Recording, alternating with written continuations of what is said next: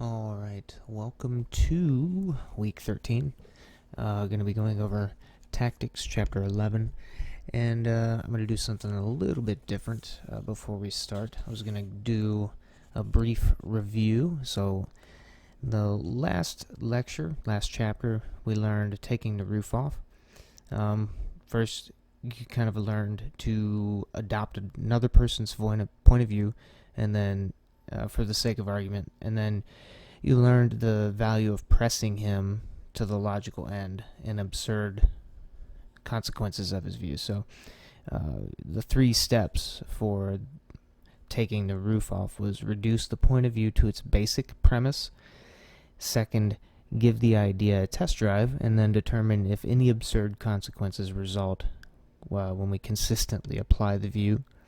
And then third, invite the person to consider the implications of his view and the truth that follows from the reductio. And remember, that was the reductio ad absurdum. So, alright, so this week we're going to be learning a defensive tactic.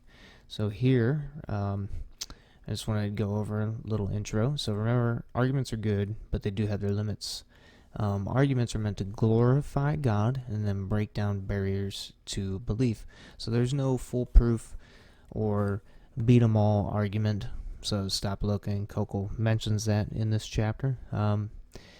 Some reasons for resistance. I only listed 3 here, but there's 4. There's the intellectual reasons, and there are some people that have intellectual reasons to not believe, and that's what we're trying to deal with primarily. There's emotional reasons. So some people may have had bad experiences with the church or Christians that have caused them to have this bad taste in their mouth for Christianity. Prejudice reasons.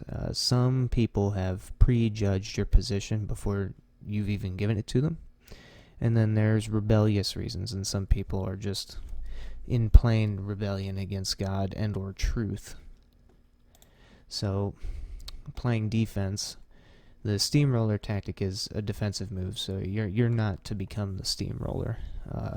So what is a steamroller? Steamrollers are people who overwhelm you, have strong opinions and strong personalities. They keep you off balance and on the defensive by overwhelming you with a lot of attitude and a lot of noise. So their words come fast and furious, keeping you from being able to actually give a thoughtful answer. So how do they operate? So defining characteristic is they interrupt constantly. They'll cut you off before you can respond. As soon as you start to answer, they'll find something they don't like, interrupt you, and then keep giving more challenges. So they'll jump around to different challenges, not allowing you to answer the first one that they gave.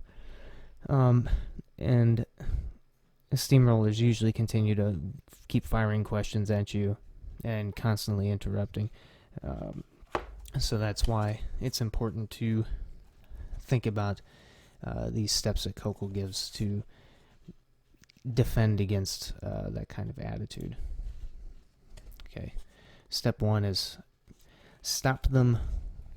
You stop them, and then you got to remember to do this graciously. You can do it firmly, but you don't want to show an attitude. You just, you can say, hey, excuse me, I'm not done explaining anything yet.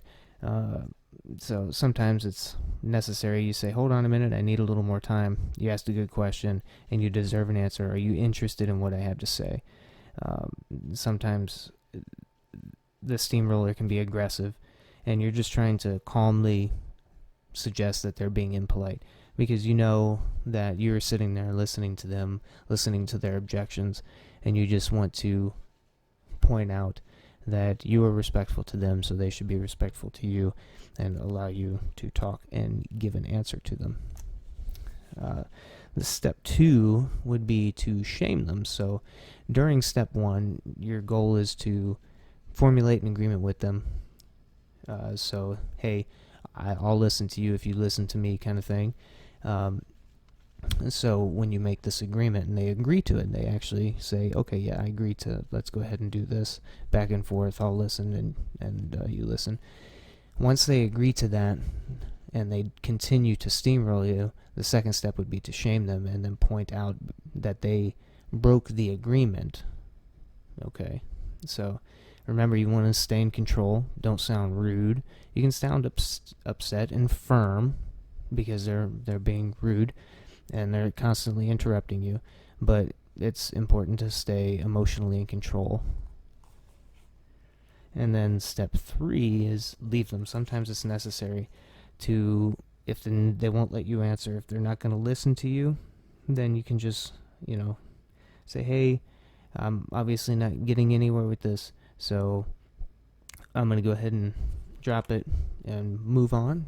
You can talk about something else if the person's a friend of yours, or if it's somebody you don't know well, you can just say, hey, well, I got some things to do, and politely leave them, because sometimes it's better to spend your energy on someone who actually desires to listen to the things that you have to offer.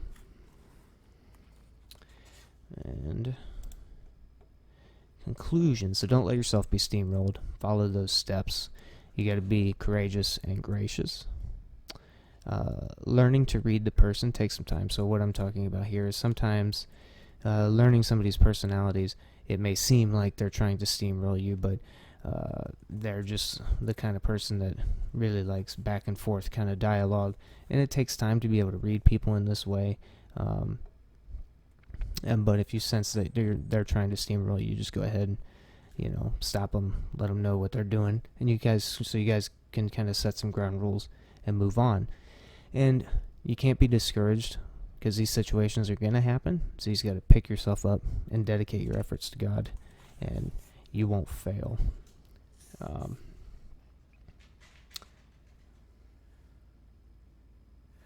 And that's all we got. If you have any questions, you guys can send me a message. Most of this stuff's pretty simple as far as the content goes. It's just, will take some time practicing it to really ingrain it into your memory. So I know that many of you guys are close to each other, close proximity where you guys can actually meet in person. So I suggest trying to go over these things, come up with some scenarios, or if you don't have any scenarios, I can send you some scenarios and you guys can role play them out and get a better grasp of how to implement these in a normal conversation. All right, everybody have a blessed week. Thanks.